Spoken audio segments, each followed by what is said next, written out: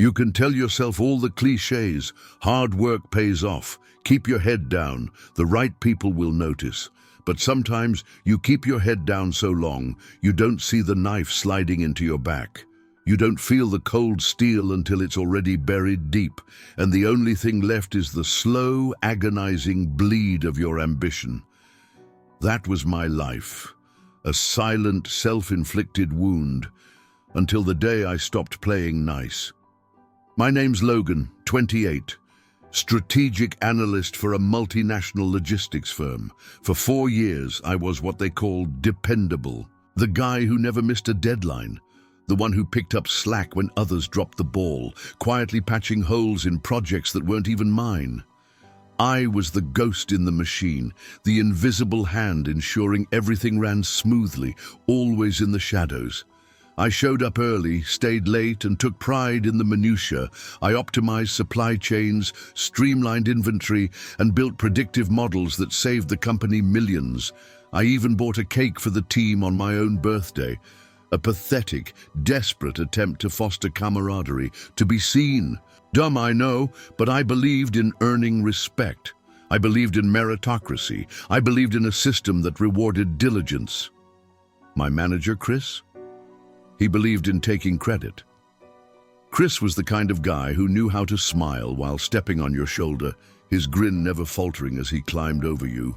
He had charm, confidence, and a preternatural talent for sniffing out opportunities to shine, even if someone else did the actual grinding work.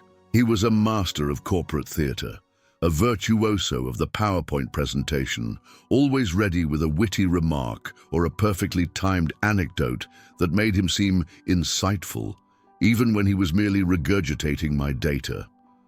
For the first 2 years, I didn't mind. I was young, naive.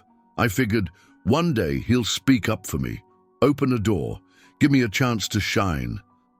I imagined him in some executive meeting, championing my cause, saying, "Logan is the real talent here." I was wrong, terribly, painfully wrong.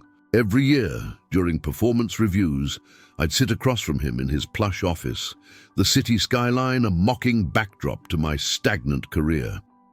He'd lean back, fingers steepled, and deliver the same crushing platitudes.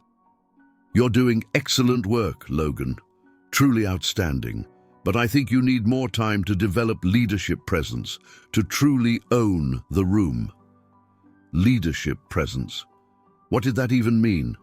I led 3 internal projects from conception to implementation, each exceeding expectations. I designed an efficiency model that saved the company $500,000 in Q2 alone, a feat Chris presented as his own strategic foresight. I coached 2 interns who ended up getting full-time roles, both of whom quickly surpassed me in title and salary. But somehow, I was still not ready, not owning the room. What hit hardest wasn't the missed promotions, the paltry raises that barely kept pace with inflation. It was watching people I trained, people I mentored, people whose initial steps I guided, leap over me. They ascended the corporate ladder with a speed that felt like a cruel joke, leaving me stranded on the bottom rung, still polishing the shoes of those who had passed. One in particular, Maya.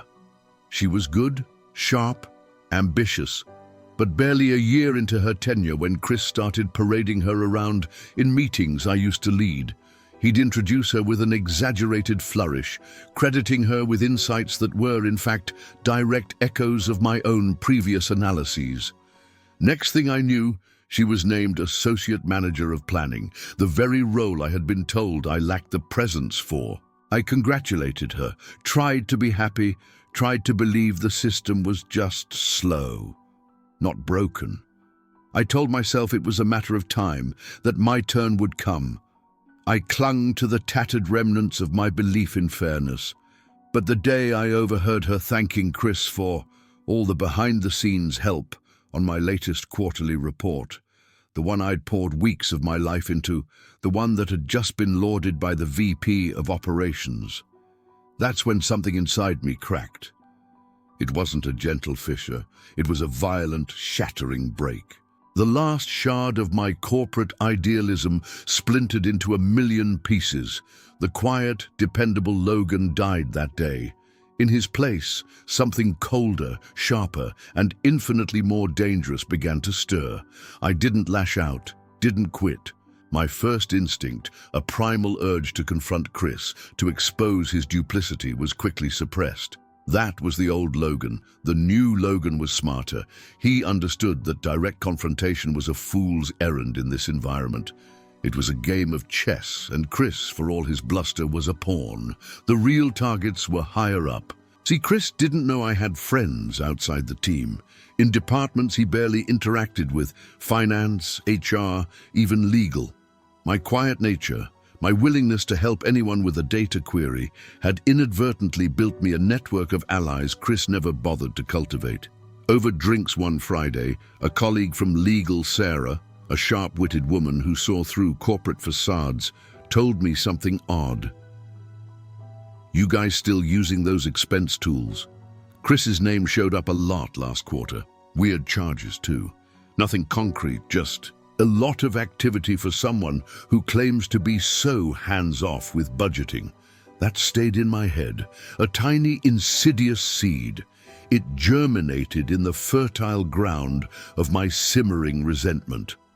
So I started looking closer, not just at Chris's projects, but at his financial footprint within the company. Turned out, Chris had been submitting inflated team expenses for months, possibly years.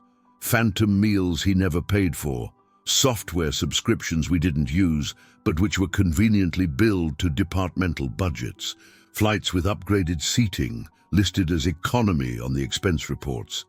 He was clever about it, spreading it across teams, filing under shared accounts, burying the smaller discrepancies under layers of legitimate spending. A death by 1,000 cuts, designed to be unnoticed. But what he didn't know? I had access to the raw reporting system as part of a dashboard I built last year. He never paid attention to the admin privileges I'd requested for enhanced data visibility.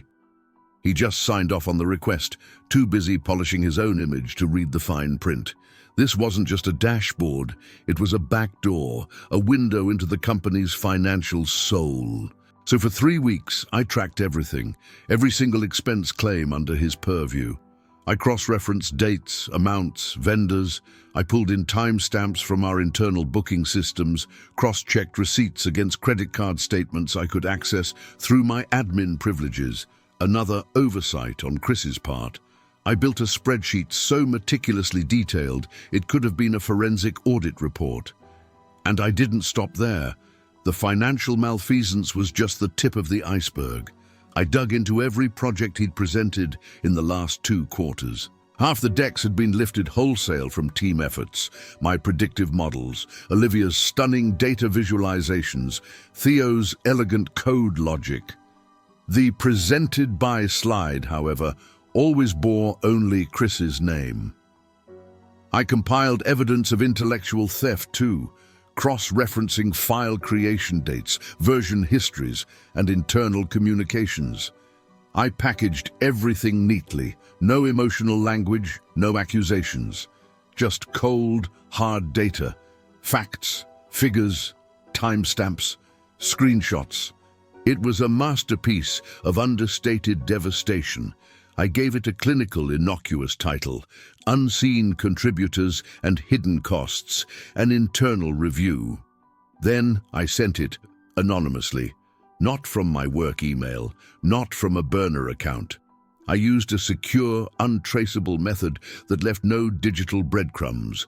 I sent it to the Director of Compliance, to HR, to the VP of Strategy. I didn't even need to sign it.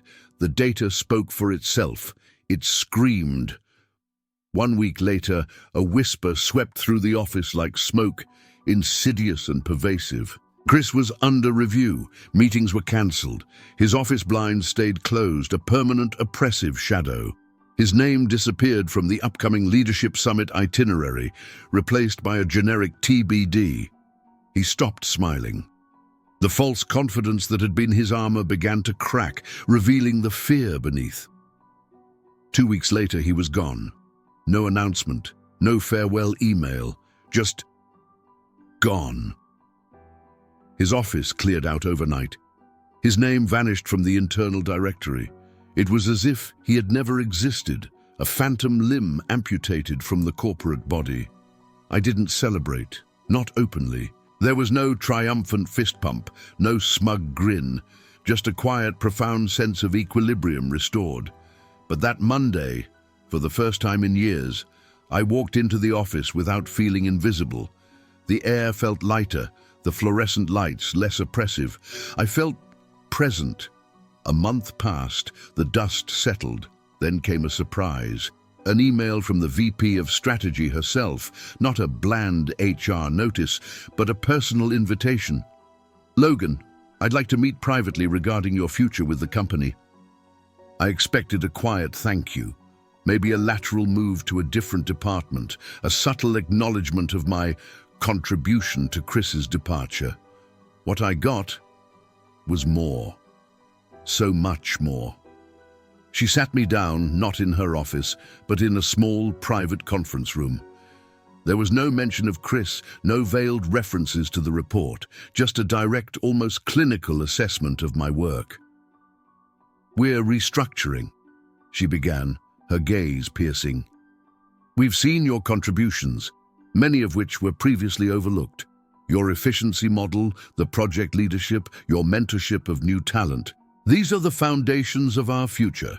We'd like you to lead a new division, title, Manager of Strategic Innovation. No more sharing credit. No more waiting for permission. No more invisible labor.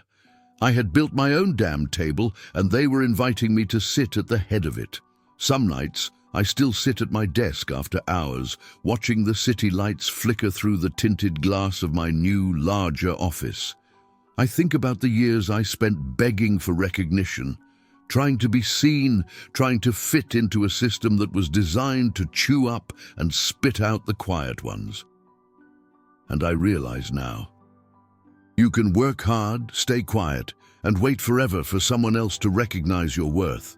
Or you can rise quietly, gather receipts, and when the time is right, write your own promotion. So here's my advice. If you've ever felt overlooked, if you've ever felt the sting of unacknowledged effort, keep records, stay sharp, play dumb until it's time to play smart. Because when the promotion never comes, when the recognition is always stolen, sometimes it's not about fighting for a seat at their table. Sometimes you build your own damn table and then you invite yourself to the feast.